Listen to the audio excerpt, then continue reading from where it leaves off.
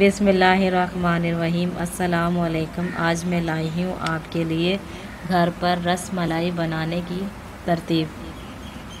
बताने से पहले आपसे गुजारिश है कि अगर आपने अभी तक हमारे चैनल सबा किचन को सब्सक्राइब नहीं किया तो इसे सब्सक्राइब कर लें और साथ में लगे बेल आइकन को दबा दें ताकि हर नई आने वाली वीडियो का नोटिफिकेशन आपको मिलता रहे। आइए सबसे पहले बताती हूँ इसकी अज्जा।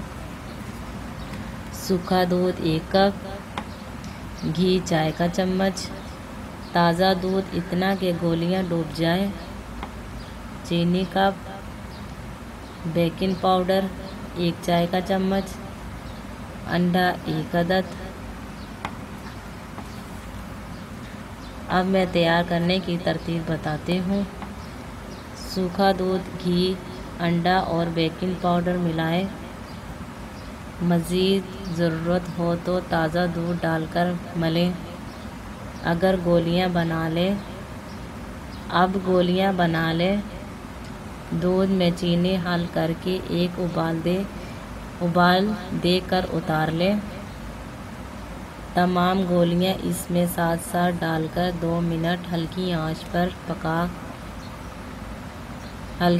पर पका कर उतार लें।